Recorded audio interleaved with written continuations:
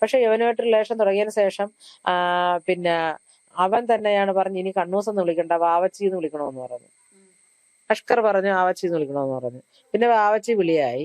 അത് കഴിഞ്ഞതിന് ശേഷമാണ് പിന്നീട് പയ്യെ പയ്യെ ഇവന്റെ പേര് മാറ്റണം എന്നുള്ള സംസാരം വന്നു. അങ്ങനെ അഷ്റത്ത് എന്നുള്ള പേരിട്ട് അതിവിടെ ഓൺലൈൻ വഴി പോയി ചെയ്ത്. വേദനിച്ചാൽ എനിക്ക് അമ്മാമ്മച്ചി എനിക്കിത് വെള്ളം താ എന്ന് പറയാൻ അതിനാരുമില്ല. അത് ആരോട് ചോദിക്കും?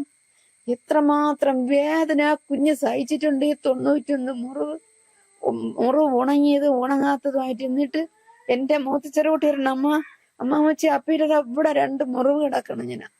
2 മുറിവ് കിടക്കണം. അത് മുദ്രൊഴിക്കിൻ്റെ ഇത്ര കട്ടിക്കിരിക്കുകയെന്ന് പറയുന്നു, കനത്ത് വീർപ്പിച്ച്. ഇവ എങ്ങനെ ഈ ദ്രോഹം ചെയ്ത് പോലും എന്റെ അടുത്ത് പറയരുത്. എനിക്കിഷ്ടമില്ല. എന്റെ വയറ്റിൽ ജന്മം കൊടുത്തവളാണോ എന്നറിയാൻ എനിക്കിനി സംശയമുണ്ട്. കാരണം ഇവള് ഒരു അമ്മയല്ല. അമ്മ എന്ന പദത്തിന് ഒത്തിരി ഒത്തിരി ഒത്തിരി അർത്ഥങ്ങളുണ്ട്. എനിക്കും ഉണ്ട് അമ്മ. ഞങ്ങൾ തമ്മിൽ ചിലപ്പോ സംസാരങ്ങൾ നടക്കാൻ അതൊക്കെ ഓക്കെ. പക്ഷെ ഇവൾക്ക് ആ ഒരു കുട്ടിയുടെ ഒരു മമത, ഒരു അല്പമെങ്കിലും മമത ഉണ്ടായിരുന്നു എങ്കിൽ ആ കുട്ടിക്ക് കിട്ടിയ ആ 91 മുറിവുകളിൽ ഒരു പാടിന്റെങ്കിലും വേദന അവക്ക് വേദനയുടെ ആഴം അറിയാമായിരുന്നു എങ്കിൽ ആ കുട്ടിയെ രക്ഷിക്കാൻ വേണ്ടിയിട്ട് എന്തെങ്കിലും പഴുത് അവൾ കണ്ടെത്തുമായിരുന്നു. ഇനി ഈ ഭൂമിയിൽ അവനെ വെച്ചേക്കരുത്, അവളെയും വെക്കരുത്, അവനെയും വെക്കരുത്. 10 മിനിറ്റ് ഉണ്ടെങ്കിൽ 9 മിനിറ്റിനകം അവനെയും തൂക്കുകയറിൽ കയറ്റണം. ദാഹവെള്ളം കൊടുക്കാതെ കയറ്റണം. എന്റെ കുഞ്ഞുവാ എനിക്ക് തോന്നിപ്പോകുന്നുണ്ട്. കാരണം കുഞ്ഞിന് വെറും 1.5 വയസ്സാ. വാവിട്ട് വിളിക്കാൻ പോലും കഴിയാത്ത ആ ഒരു സ്റ്റേജിലുള്ള കുഞ്ഞ്. അവന് വേണ്ടെങ്കിൽ ഞങ്ങളെ തിരിച്ചേൽപ്പിച്ചൂടെ? കാരണം ഞാൻ റിട്ടേൺ കംപ്ലൈന്റ് കൊടുക്കുകയാണ്. മെയ് 2-ാം തീയതി കംപ്ലൈന്റ് കൊടുക്കണം എന്റെ കുഞ്ഞിനെ തരാൻ വേണ്ടിയിട്ട്. രാത്രി 9-9:30 മണിക്കാണ് ഞാൻ സ്റ്റേഷനിൽ കൊടുക്കണം. അപ്പോഴെങ്കിലും അവക്കും വേണ്ടാന്നുണ്ടെങ്കിൽ അവൾ എന്തുകൊണ്ട് എന്നെ ഏൽപ്പിച്ചില്ല? ഈ ഏപ്രിൽ 11-ാം തീയതി മുതൽ ഈ 10-50 ദിവസത്തിനകം വെച്ചിട്ട് ഒരു പ്രാവശ്യമെങ്കിലും അവൻ ഈ കുഞ്ഞിനെ ഉപദ്രവിക്കുന്നത് അവൾ കണ്ടിട്ടുണ്ടാവാം. എങ്കിൽ എന്തുകൊണ്ട് അവൾ എന്നെ തിരിച്ചേൽപ്പിച്ചില്ല? ഇല്ലെങ്കിൽ ചൈൽഡ് ലൈനെ ഏൽപ്പിക്കാം, ഇല്ലെങ്കിൽ പോട്ടെ അമ്മത്തൊട്ടിൽ ഏൽപ്പിക്കാം. ഈ പറഞ്ഞതിന്റെ കൂട്ടത്തിൽ ഒരു കാര്യം മറന്നുപോയി ഞാൻ പറയാനായിട്ട്. ഈ മെയ് 2-ാം തീയതി അന്ന് കുട്ടിയുടെ കൈ പൊട്ടലുള്ളത് പ്ലാസ്റ്റർ ഇട്ടേക്കണത് ഞാൻ കണ്ടതിന് ശേഷം മെയ് 3-ാം തീയതി ഞാൻ ബസ്സിൽ ഇങ്ങനെ പോകുമ്പോഴത്തേക്ക് 7:15 മണിക്ക് ഞാൻ ചൈൽഡ് ലൈനെ ഈ വിവരം അറിയിക്കുന്നുണ്ടായിരുന്നു. അപ്പൊ അവർ പറഞ്ഞത് സ്റ്റേഷനിൽ പോയിട്ട് അവിടെ എന്ത് ആക്ഷൻ എടുക്കണമെന്ന് നോക്കിയിട്ട് നമുക്ക് ബാക്കിയുള്ള ചെയ്യാമെന്ന്. പക്ഷെ നിലവില് ഇന്നലെ മാത്രമാണ് ചൈൽഡ് ലൈനിൽ നിന്ന് ആള് വന്നത്. ഇനി അവർ വന്നിട്ട് എന്ത് കാര്യം സാധിക്കാനാ? എന്റെ കുഞ്ഞിന്റെ ജീവൻ തരാൻ പറ്റുമോ അവർക്ക് എന്റെ കുഞ്ഞിന്റെ ജീവൻ തരാൻ പറ്റുമോ? ഒരു നിയമം വെക്കുമ്പോൾ നമ്മുടെ എല്ലാവരുടെയും ടാക്സിന്റെ പൈസ എല്ലാം കൊണ്ടാണ് അവർക്ക് ശമ്പളം കൊടുക്കുന്നത്. പിന്നെ യോഗ്യതയില്ലാത്തവർ എന്തിനാ സീറ്റ് ഇരിക്കണത്? എനിക്കിതൊക്കെ ചോദിക്കണമെന്ന് അന്നേക്കെ ഉണ്ടായിരുന്നു. പക്ഷെ ഇപ്പോഴൊക്കെ എനിക്ക് ഇത്തിരി സംസാരിക്കാൻ എനിക്ക് പറ്റേണ്ടത് തന്നെ. ഞാനൊരു കാര്യം ചോദിക്കട്ടെ. ഈ പറയുന്ന എല്ലാ മേഖലയിൽ നിന്നും നമുക്ക് നീതിയും ന്യായവും ലഭിക്കേണ്ടുന്ന എല്ലാ മേഖലയിൽ നിന്നും ഇങ്ങനെ ഒരു ഹോൾഡ് അല്ലെങ്കിൽ ഒരു താമസം ഉണ്ടായത് ഈ അഷ്കറിന്റെ പിടിപാട് കൊണ്ടാണ് തോന്നുന്നുണ്ടോ? അതെനിക്കിപ്പോ സംശയിക്കേണ്ടിയിരിക്കുന്നു. കാരണം ഈ പോലീസ് സ്റ്റേഷനിലെ വണ്ടി അവൻ ഇടയ്ക്കിടയ്ക്ക് ഓട്ടിക്കാൻ പോകുമെന്ന് പറയുന്നുണ്ട്. ഇവിടെ വന്നതിന് ശേഷം ഒരു പ്രാവശ്യം അവൻ പോയതായിട്ട് ഇങ്ങനെ പറഞ്ഞിട്ടുണ്ട്. അത് മാത്രമല്ല ഇവ ഏത് കേസുകളിൽ പോയിരുന്നാലും ഇവനെ സംരക്ഷിക്കാൻ ഒരു അഡ്വക്കേറ്റ് ഉണ്ട്. അപ്പൊ അവിടെ പോയിട്ടാണ് ജാമ്യം എടുക്കുക, ആ ഒരു രീതിയിൽ ചെയ്യുന്നത്. കാരണം ആമിനയുടെ പല കേസുകളിലും അവര് കൊടുക്കുമ്പോഴത്തേക്ക് ഇവ അഡ്വക്കേറ്റിനെ പോയി കാണാറുണ്ട്. അപ്പൊ ഇതുപോലെയാണ് എനിക്ക് എന്റെ മനസ്സിലെ ഒരു ഡൗട്ടാണ്. ശരണ്യ എന്നാണ് ആ കുട്ടിയുടെ പേരെന്ന് എന്റെ ഒരു ഓർമ്മ പറഞ്ഞുണ്ട്. ആറ്റിങ്ങലോ ചിറയൻകീഴോ ആ ഭാഗത്ത് എവിടെയോ ഉള്ളൊരു കുട്ടി ഈ ഡാൻസ് ക്ലാസ്സിൽ പോകുന്ന അതേ ഒരു കുട്ടിയായിട്ട് അവന് റിലേഷൻ ഉണ്ടെന്ന് ഇപ്പോഴൊക്കെ പറയണുണ്ട്. അപ്പൊ ആ കുട്ടി സൂയിസൈഡ് ചെയ്തു. പക്ഷെ അവന്റെ ഫോണിലാണ് ഏറ്റവും ലാസ്റ്റ് ഒരു കോൾ ചെന്നതായിട്ട് അവൻ തന്നെ പറഞ്ഞൂടെ. എന്നിട്ടാണ് അവൻ വീട്ടിൽ ചെന്നത്. പക്ഷെ നമുക്കും ഇങ്ങനത്തെ ഒരു അലിഗേഷൻ പക്വതയാർന്ന സംസാരം, വേറെ ആർക്കും പെരുമാറ്റത്തില് നല്ല ഡിസിപ്ലിൻ പയ്യെ ഒരു എഡ്യൂക്കേറ്റഡ് ആയ ഒരു വ്യക്തി സംസാരിക്കുന്നത് പോലെ സംസാരവും ഭാവവും എല്ലാം പക്കാ മാന്യൻ, സൈലന്റ് കില്ലർ. ആ പേരെ അവന് യോജിക്കുള്ളൂ. ഇങ്ങനെയുണ്ടോ മനുഷ്യജന്മം? മൃഗങ്ങൾ ഇതിനേക്കാളും ഭേദം, പന്നിയൊക്കെ ഇതിനേക്കാളും ഭേദം. സത്യം. കുഞ്ഞിന്റെ പേര് മാറ്റിയത് അങ്ങനെ ഒരു കാര്യമുണ്ടല്ലോ. ആദ്യം അഖിലിട്ട ഒരു ഹിന്ദു നെയിം, നമ്മൾ ജാതി മതം ഒന്നും പറയണമെന്ന് വെച്ചിട്ടല്ല, പക്ഷെ ഇവിടെ പറഞ്ഞേ പറ്റുള്ളൂ, അങ്ങനെ ഒരു അവസ്ഥയിലാണ്. അപ്പം ഹിന്ദു നെയിമായിട്ടുള്ള ഒരു പേര് ഇവര് ഒരുമിച്ച് താമസിക്കാൻ തുടങ്ങിയപ്പോൾ ആ പേര് മാറ്റി ഒരു മുസ്ലിം നെയിമാക്കി മാറ്റുന്നു. ഇപ്പൊ ഈ പറയുന്ന ജനനേന്ദ്രിയത്തിൽ മുറിവുണ്ട് എന്ന് പറയുന്ന കാര്യം, അതും ഈ അഷ്കർ അവരുടെ ഒരു വിഭാഗത്തിലേക്ക് ആക്കാൻ വേണ്ടിയുള്ള ഒരു ശ്രമത്തിന്റെ ഭാഗമായിട്ടായിരിക്കാൻ തോന്നുന്നുണ്ടോ? എനിക്ക് കേൾക്കുമ്പോൾ അങ്ങനെ ഒരു സംശയമുണ്ട്. അതുകൊണ്ടാണ് ഈ ചോദിക്കുന്നത്. തീർച്ചയായിട്ടും അത് കുഞ്ഞിനെ പ്രസവിച്ച സമയത്ത് തന്നെ മോളിട്ട പേരാണ് അഖിൽ എന്നുള്ളത്. അപ്പോൾ ഞങ്ങൾ അന്നും പറഞ്ഞു വേണ്ടി ഈ പേര് വേണ്ട, വേറെ ഏതെങ്കിലും ഇടാന്ന് പറഞ്ഞിരുന്നു. പക്ഷെ അവള് പറഞ്ഞു വേണ്ട അമ്മ, ചേട്ടന്റെ പേരിന്റെ തന്നെ കിടക്കട്ടെ എന്ന് പറഞ്ഞ് അവളുടെ നിർബന്ധപ്രകാരം അവള് സെലക്ട് ചെയ്ത പേരാണ് ആ കുഞ്ഞിന് ഇട്ടത് തന്നെ. ഇട്ടിട്ട് യവനുമായിട്ട് റിലേഷൻ തുടങ്ങിയതിനു ശേഷം ആദ്യം ഞങ്ങള് അന്ന് മുതലേ വീട്ടിൽ വിളിച്ചിരുന്നത് കണ്ണൂസ് എന്നാണ്. പക്ഷെ യവനുമായിട്ട് റിലേഷൻ തുടങ്ങിയതിനു ശേഷം പിന്നെ അവൻ തന്നെയാണ് പറഞ്ഞു ഇനി കണ്ണൂസ് എന്ന് വിളിക്കണ്ട, വാവച്ചി എന്ന് വിളിക്കണമെന്ന് പറഞ്ഞു. അഷ്കർ പറഞ്ഞു ആവച്ചി എന്ന് വിളിക്കണമെന്ന് പറഞ്ഞു. പിന്നെ വാവച്ചി വിളിയായി. അത് കഴിഞ്ഞതിന് ശേഷമാണ് പിന്നീട് പയ്യെ പയ്യെ ഇവന്റെ പേര് മാറ്റണം എന്നുള്ള സംസാരം വന്നു. അങ്ങനെ അർഷിത്ത് എന്നുള്ള പേരിട്ട് അതിവിടെ ഓൺലൈൻ വഴി പോയി ചെയ്ത് അഖിൽ എന്നുള്ളത് മാറ്റിയിട്ട് അർഷിത്ത് എന്നുള്ള പേര് ഇടുകയും ചെയ്തിട്ടുണ്ട് ബർത്ത് സർട്ടിഫിക്കറ്റിൽ. പിന്നെ ഞാൻ ഇതിനു മുമ്പ് തന്നെ മതം മാറണമെങ്കിലും നിനക്ക് മതം മാറണമെങ്കിലും നിനക്ക് മതം മാറി പൊക്കോളാം, നിന്റെ സ്വന്തം ഇഷ്ടപ്രകാരം. പക്ഷെ എന്റെ കുഞ്ഞിന്റെ മതം മാറ്റാനൊന്നും പറ്റില്ല, കുഞ്ഞിന്റെ അച്ഛൻ വേറെയാണ്, അത് നടക്കത്തില്ല എന്ന് ഞാൻ അവളോട് പറയുകയും ചെയ്തിട്ടുണ്ടായിരുന്നു. പക്ഷെ അത് അഷ്കറിന് താല്പര്യം ഉണ്ടായിരുന്നില്ല എന്ന് തോന്നുന്നുണ്ട്. കാരണം അവിടെ ഒരു പൂച്ചേനെ കണ്ടു. പൊതുവെ മുസ്ലിംസൊക്കെ ഇങ്ങനെ ജാതി പറയാൻ പാടില്ല എങ്കിലും പറയാണ്, മുസ്ലിംസൊക്കെ ഈ പൂച്ചയ്ക്ക് ഫുഡ് കൊടുക്കുക എന്നൊക്കെ പറയുന്നത് വളരെ ദൈവികമായിട്ടുള്ള ഒരു കാര്യമാണ്, എന്തോ പുണ്യം കിട്ടുക എന്നൊക്കെ പറഞ്ഞു കേട്ടിട്ടുണ്ട്. അപ്പൊ അതുപോലെ അഷ്കർ ഈ വിശ്വാസം കൂടുതലുള്ളതായിട്ട് തോന്നുന്നുണ്ട്. അപ്പൊ അങ്ങനെ എന്തെങ്കിലും അങ്ങനെയാണോ ഈ കുഞ്ഞിനെ ഉപദ്രവിച്ചത്? മുസ്ലിം സമുദായത്തിലുള്ളവരെ എനിക്ക് ഒരിക്കലും കുറ്റം പറയാൻ പറ്റില്ല. കാരണം എന്ന് വെച്ചാൽ നല്ല മനുഷ്യരുണ്ട്, നല്ല മനുഷ്യത്വമുള്ളവരുണ്ട്, എല്ലാവരും ഉണ്ട്, എല്ലാ വിഭാഗത്തിലും അങ്ങനെ ഉണ്ട്. പക്ഷെ അത് അവൻ മുസ്ലിം ആണെങ്കിൽ തന്നെയും മുസൽമാന്റെ ഒരു സ്വഭാവ സവിശേഷത അവനിലില്ല, കാണിച്ചിട്ടില്ല. കാരണം ഞാൻ അങ്ങനെ പ്രത്യേകിച്ച് പറയാൻ കാരണം അവൻ മുസൽമാൻ എന്നുള്ള പേര് മാത്രമേ ഉള്ളൂ. പക്ഷെ അവൻ പോകുന്നത് ഏറെക്കുറെ അമ്പലത്തിലാണ്. എന്റെ ഇവിടുത്തെ കണ്ണൂസിന് നമ്മളെ ശബരിമല കൊണ്ടുപോകണമെന്ന് പറഞ്ഞ് നിർബന്ധം പിടിച്ച് അവന്റെ ഇഷ്ടപ്രകാരം ആയിരവല്ലി ക്ഷേത്രം തെറ്റിമൂട് വെച്ചിട്ട് ഇരുമുടി കെട്ടും കെട്ടി അവൻ തന്നെയാണ് കൊണ്ടുപോയതല്ല. അപ്പോൾ അമ്മയാണ് അതിന് ചെലവെല്ലാം നടത്തിയതും അവൻ തന്നെയാണ് തിരുസന്നിധിയിൽ കൊണ്ടുപോയിട്ട് തിരിച്ചു വരുന്നതും എല്ലാം അവൻ തന്നെയാണ്. എന്ന് വെച്ചാൽ ഒരു അച്ഛൻ ഒരു മകന് അല്ലെങ്കിൽ ഒരു മകൾക്ക് കൊടുക്കുന്ന സ്നേഹവും സംരക്ഷണവും എല്ലാം ഇവൻ ഞങ്ങളെ ബോധ്യപ്പെടുത്താൻ വേണ്ടിയിട്ട് മാത്രം കുഞ്ഞിലേക്ക് കൊടുത്തു.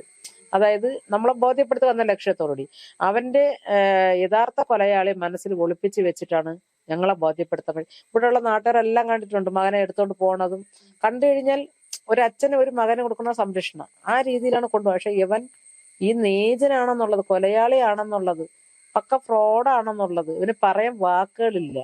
ഒരു സത്യം പറഞ്ഞ മൃഗശാലയില് ഇറച്ചി വെട്ടാൻ നിൽക്കുന്ന ഒരു മനുഷ്യന്റെ മനസ്സിന്റെ അതിന്റെ ഒരു അല്പ അടുത്ത് പോലും പോവാൻ പറ്റാത്തൊരു നീചനാണ്. 1.5 വയസ്സായ മോനല്ലേ ഇവൻ ഇത്രത്തോളം ദ്രോഹിക്കുക. ആ കുട്ടി എന്നാ ചെയ്തിട്ടാണ്? ഒന്നും ചെയ്തിട്ടില്ല. ആ കുട്ടി വെറും നിരപരാധി, ദൈവത്തിന്റെ മോനാണത്.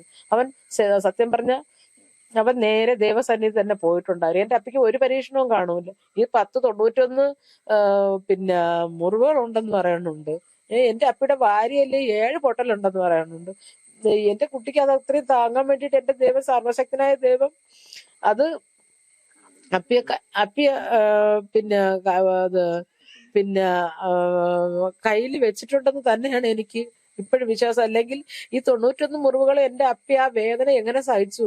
എന്തായാലും ഈ 91 വേദനയിൽ എന്റെ മക്കളും ഒരു വേദന അനുഭവിച്ചപ്പോ എന്റെ അമ്മാമ്മന്ന് ഉള്ളിലെങ്കിലും എന്റെ കുട്ടി വിളിച്ചിട്ടുണ്ടാവാം, ഒരു തുള്ളി വെള്ളത്തിന് വിളിച്ചിട്ടുണ്ടാവാം, അവന്റെ ജീവന് വേണ്ടി പെടഞ്ഞിട്ടുണ്ടാവാം. ആഹാരം കൊടുക്കുന്നു എല്ലാ ഞങ്ങളിപ്പോ ഈ മൊബൈലിൽ കൂടിയാണ് ഇപ്പോ ഉള്ള എല്ലാ ന്യൂസുകളും അറിയുന്നത്. പക്ഷെ അയൽവക്കത്തുള്ളവരെല്ലാരും പറയുന്നുണ്ട് ഇന്ന ഉപദ്രവിച്ചു. പക്ഷെ അന്ന് എന്തെങ്കിലും ഒരു ചെറിയൊരു ക്ലൂ എനിക്ക് കിട്ടിയിരുന്നു എങ്കിൽ, അല്ലെങ്കിൽ അവര് തന്നെ നേരിട്ട് കൊടുത്തിരുന്നു എങ്കിൽ, എന്തെങ്കിലും ചെയ്തിരുന്നെങ്കിൽ എന്റെ കുട്ടിയെ കിട്ടുമായിരുന്നു. പക്ഷെ അവരും അറിയുന്നില്ല ഇങ്ങനെയാണെന്ന്. ഞാനും നിരപരാധിയാണ്, അവരും നിരപരാധിയാണ്. പക്ഷെ ഈ നീചനെ ഈ ഭൂമിയിൽ വെച്ചേക്കുന്ന നീചനെ എന്ന് മാത്രമല്ല അവളെയും.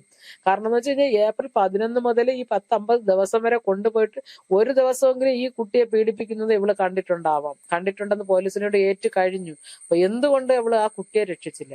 അവക്ക് വേണമെങ്കിൽ പോയി മരിക്കാമായിരുന്നു. ആ കുട്ടി എന്തുകൊണ്ട് രക്ഷപ്പെടുത്തിയില്ല? അപ്പൊ അവക്ക് ആ കുട്ടിയെ കൊല്ലണം എന്നുള്ള ചവയും അവൻ പറഞ്ഞ് അവക്കും കാണും അത്. അപ്പൊ അതുകൊണ്ടായിരിക്കും അവർ രണ്ടുപേരും കൂടെ ഗൂഢാലോചന നടത്തിയെന്നുള്ളതാണ് എന്റെ പക്ഷം. കാരണം ഇനി ഇങ്ങനെ ഒരു മകൾ എനിക്ക് വേണ്ട, ഇല്ല. എനിക്ക് 2 മക്കളെ ഉള്ളൂ. അവർ രണ്ടുപേരും എന്നെ നോക്കിയാൽ മതി. എന്റെ അമ്മയുടെ കാര്യം നോക്കി ഞങ്ങളങ്ങ് ഉള്ളത് കൊണ്ട് ഞങ്ങളങ്ങ് ഇതിപ്പോ ഞാൻ എന്റെ കുട്ടി എന്റെ കൈ തന്നപ്പോ ശരിക്കും പറഞ്ഞു കഴിഞ്ഞാല് ഞാൻ ജോലിക്ക് പോവില്ലായിരുന്നു. എനിക്ക് ഒരു ദിവസം ഒരു മാസത്തില് ഏകദേശം 13,500 രൂപയോളം എനിക്ക് ലോൺ അടയ്ക്കണം. ആ ലോൺ അടയ്ക്കാൻ പൈസ ഈ ഭർത്താവ് മരിച്ച എനിക്ക് ആ വേറെ ഒരു വരുമാനം ഇല്ല. അപ്പൊ ഞാൻ ഇറങ്ങിപ്പോയാൽ മാത്രമേ എനിക്ക് കൊണ്ടുവന്ന് എനിക്ക് ലോൺ അടയ്ക്കാൻ പറ്റുള്ളൂ. അല്ലെങ്കിൽ ബാങ്കുകാർ പ്രശ്നം ഉണ്ടാക്കും. അതുകൊണ്ടാ ഞാൻ ഇറങ്ങി പോണത്. അപ്പൊ അമ്മയെ കൊണ്ട് പറ്റും. 72 വയസ്സായ അവരെ കൊണ്ട് പറ്റില്ലേ, കുഞ്ഞുമ്മ അവരെ പിറകെ നടക്കണ്ടായോ. അപ്പൊ അതിന്റെ പേരിലാണ് അവളെ തന്നെ പിന്നെ കൊച്ചിനെ നല്ലവണ്ണം സംരക്ഷിക്കും. സ്വന്തം അമ്മയല്ലേ എന്ന് വിചാരിച്ചിട്ട് ഞങ്ങൾ കൊടുത്തത്. പക്ഷെ ഇങ്ങനെ എന്റെ അപ്പിയെ ചെയ്യും എന്നുള്ള ഒരു ശകലമെങ്കിലും ഒരു പ്രതീക്ഷ ഉണ്ടായിരുന്നെങ്കിൽ എന്റെ കുട്ടി ആ കാട്ടാളന്റെ കയ്യിൽ നിന്ന് ഞാൻ പിടിച്ചു വാങ്ങുമായിരുന്നു. ഈ പറയുന്ന പോലെ നിയമലംഘനം ആണെങ്കിൽ പോലും അഷ്കറിന് കൊടുക്കാനുള്ളത് ഒരു വകയ്ക്ക് നാട്ടുകാർ കൊടുത്തിട്ടുണ്ട്. ഇനി ഉള്ളത് മകളാണ്. മകളോട് എന്താണ് പറയാനുള്ളത്? ഒരു അവസരം കിട്ടിക്കഴിഞ്ഞാൽ എന്താണ് പറയാനുള്ളത്? എന്നെ മകളെന്ന് പോലും എന്റെ അടുത്ത് പറയരുത്. എനിക്കിഷ്ടമില്ല. എന്റെ വയറ്റിൽ ജന്മം കൊടുത്തവളാണോ എന്നറിയാൻ എനിക്കിനി സംശയമുണ്ട്. കാരണം ഇവള് ഒരു അമ്മയല്ല. അമ്മ എന്ന പദത്തിന് ഒത്തിരി ഒത്തിരി ഒത്തിരി അർത്ഥങ്ങളുണ്ട്. എനിക്കും ഉണ്ട് അമ്മ. ഞങ്ങൾ തമ്മിൽ ചിലപ്പോ സംസാരങ്ങൾ നടക്കാൻ അതൊക്കെ ഓക്കെ. പക്ഷെ ഇവൾക്ക് ആ ഒരു കുട്ടിയുടെ ഒരു മമത, ഒരു അല്പമെങ്കിലും മമത ഉണ്ടായിരുന്നു എങ്കിൽ ആ കുട്ടിക്ക് കിട്ടിയ ആ 91 മുറിവുകളിൽ ഒരു പാടിന്റെങ്കിലും വേദന അവക്ക് വേദനയുടെ ആഴം അറിയാമായിരുന്നു എങ്കിൽ ആ കുട്ടിയെ രക്ഷിക്കാൻ വേണ്ടിയിട്ട് എന്തെങ്കിലും പഴുത് അവൾ കണ്ടെത്തുമായിരുന്നു. പോലീസ് സ്റ്റേഷനിലെ നമ്പർ അറിയാം, 112 വിളിച്ച് എവിടെയും കിട്ടുമെന്നുള്ളത് അറിയാം. ചൈൽഡ് ലൈനിന്റെ നമ്പർ അവർക്ക് എല്ലാം അറിയാം. അവൾ ഡിഗ്രി വരെ പഠിച്ച കുട്ടിയാണ്. പക്ഷെ എന്തേ ബോധം ഉദിക്കാത്തത്? അപ്പോ രണ്ടുപേർക്കും കൂടി അതിനെ കൊല്ലണമെന്നുള്ളത് തന്നെയാണ്. ഇല്ലെങ്കിൽ ഞാൻ ഇത്രയും പറയില്ലായിരുന്നു. കാരണം എന്റെ മനസ്സ് മുരടിച്ചു പോയി. ഇനി എനിക്ക് അങ്ങനെ ആ ഒരു വാക്ക് എന്നോട് ചോദിക്കരുത്. എനിക്ക് വേണ്ട. എനിക്ക് പറയാണ്ട് എന്റെ വാവ അവൻ മൂത്രമൊഴിക്കുന്ന സ്ഥലം കത്രിക കൊണ്ട് വെട്ടി തൊലി താഴോട്ട് ഉരിച്ച് അതിന്റെ സൈഡില് ബ്ലേഡ് കൊണ്ട് പോന്തി കാലിന്റെ വെള്ളയില് ലൈറ്റർ ഉപയോഗിച്ച് ചുട്ട് പൊള്ളിച്ച് ആ കാലും കൊണ്ട് എന്റെ മക്കളെ തേരി നടത്തിച്ച് വീട്ടിന്റെ സൺ സൈഡിൽ നിർത്തി എടുത്തുകൊണ്ടുപോയി സൺ സൈഡിൽ നിർത്തിയിട്ട് തള്ളയെ കഥ അടച്ച് പൂട്ടിയിട്ട് കൊണ്ട് നിർത്തിയിട്ട് അവ ഇറങ്ങുമ്പോ എന്റെ അപ്പി കരഞ്ഞ് താഴെ വീഴണം, ഇവൻ അപകടപ്പറ്റി മരിച്ചെന്ന് അറിയണം. അതെല്ലാം ചെയ്ത് അവസാന ഘട്ടമായപ്പോ എന്റെ അപ്പിയുടെ തല പിടിച്ച് ചുമരിലടിച്ച് അപ്പോൾ തന്നെ എല്ലാം നടന്ന് അപ്പൊ ഈ കഴുത്തുകൊണ്ട് കുമ്പിട്ട് അവന്റെ അളിയൻ കണ്ടുകൊണ്ട് കയറി വരണ്. ഇവൻ ചെന്ന് ചോറ് വാരി അഷ്കർ ചെന്ന് ചോറ് വാരി വായിക്കകത്ത് കുത്തി ഞെരുക്കി കയറ്റണ്. വെളിയിൽ പൊട്ടിക്കണ്. അവ ആഹാരം കഴിച്ച് തൊണ്ടയ്ക്ക് കുരുങ്ങിപ്പോയി എന്ന് പറഞ്ഞാണ് ആശുപത്രിയിൽ പോണത്. കൊച്ചിന്റെ വസ്ത്രങ്ങൾ അത്രയും ഇവർ അന്വേഷണത്തിന് ചെല്ലുമ്പോ കൊച്ചിന്റെ വസ്ത്രങ്ങളെല്ലാം വാരിയിട്ട് ചുട്ട് തെളിവെല്ലാം നശിപ്പിച്ച് ഒരു കത്ത് ആരോ എഴുതി വെച്ച് ആരെ കത്തെന്നറിയില്ല. അത് വെന്ത് പകുതിയായി കിടക്കണ. അവൻ പ്ലാസ്റ്റർ കട്ട് ചെയ്ത് കളഞ്ഞത് അത് കത്തിച്ചു വീട് കഴുകി ഇറക്കി. ഇതെല്ലാം അഷ്കർ ചെയ്തു. ആ ദുഷ്ടനെ ഇനി ഈ ഭൂമിയിൽ ആ ദുഷ്ടത്തെയും വെച്ചയ്ക്കരുത്. ഒരു നിമിഷം നേരം പോലും വെക്കരെന്റെ കണ്ണൂസിന് ഏതെല്ലാം നീതിക്ക് ഉപകാരം അവശത നിലയാക്കിയോ അതേപോലെ ഈ രണ്ടുപേരെയും അതേപോലെ ഇഞ്ചിഞ്ചായി കൊന്ന് തൂക്ക് കയർ കൊടുത്ത് വിടണം. ഇനി ഈ ഭൂമിയിൽ ജീവിച്ചിരിക്കരുത്. എന്റെ മോക്ക് ഇനി ഇങ്ങനെ ഒരു മോളില്ല, എനിക്കൊരു ചെറുകുട്ടി ഇല്ല. എന്റെ കണ്ണൂസിനെ എവളാണ് കൊന്നത്? എവളും ഈ മറയ്ക്കാനെന്ന് പറയുന്ന അഷ്കറുമാണ് കൊന്നത്. അതുകൊണ്ട് ഇവനെ ഇനി ഈ ഭൂമിയിൽ വെച്ചയ്ക്കരുത്. രണ്ടുപേരെയും തൂക്ക് കയറിലാക്കണം. ആ കൊച്ച് വേദനിച്ചാൽ എനിക്ക് അമ്മാമ്മച്ചി എനിക്കിത് വെള്ളം താ എന്ന് പറയാൻ അതിനാരും ഇല്ല. അത് ആരോട് ചോദിക്കും? എത്രമാത്രം വേദന കുഞ്ഞ് സഹിച്ചിട്ടുണ്ട്. 91 മുറിവ് ഉണങ്ങിയത് ഉണങ്ങാത്തതുമായിട്ട്. എന്നിട്ട് എന്റെ മൂത്തച്ചെറുകുട്ടി വരണം, അമ്മാമ്മച്ചി അപ്പീടെ ഇവിടെ 2 മുറിവ് കിടക്കണം. 2 മുറിവ് കിടക്കണം. അത് മുദ്രൊഴിക്കിന്റെ ഇവിടെ ഇത്ര കട്ടിക്കിരിക്കുകയെന്ന് പറയുന്നു. കനത്ത് വീർപ്പിച്ച് ഇവ എങ്ങനെ ഈ ദ്രോഹം ചെയ്ത്? ഇവ എന്ത് ദ്രോഹം ചെയ്താ കുഞ്ഞ്? ഇവൻ എങ്ങനെ തോന്നി? ഈ അഷ്കർ എന്ന് പറയണവൻ എങ്ങനെ തോന്നി? അവനെയും അതേപോലെ ചെയ്യണം. ദൈവത്തെ ഓർത്ത് ഇനി ഈ ഭൂമിയിൽ അവനെ വെച്ചേക്കരുത്. അവളെയും വെക്കരുത്, അവനെയും വെക്കരുത്. 10 മിനിറ്റ് ഉണ്ടെങ്കിൽ 9 മിനിറ്റിനകം അവനെയും തൂക്കുകയറിൽ കയറ്റണം. ദാഹവെള്ളം കൊടുക്കാതെ കയറ്റണം. എന്റെ കുഞ്ഞുവാവ് എന്റെ കണ്ണൂസ് അത്രയ്ക്ക് വേദനപ്പെട്ടാണ് പോയത്. അത്രയ്ക്ക് സഹി കെട്ടാണ് എന്റെ മക്കളെ ജീവൻ പടഞ്ഞു പോയത്. ഇവൻ തണ്ടിയും തരവും നോക്കി ഇവൻ ചെയ്യാന്ത്. തണ്ടിക്കും തരവും നോക്കി അവൻ ചെയ്യാത്തത് അത് ചെയ്തില്ല. അപ്പൊ അത്രയ്ക്ക് നല്ല മനുഷ്യനാണോ അവൻ? അവള് കൂട്ടു നിന്നതാണല്ലോ, അവള് സൈഡ് പറ്റി നിന്നാണല്ലോ അവനെ കൊണ്ട് ചെയ്യിച്ചത്.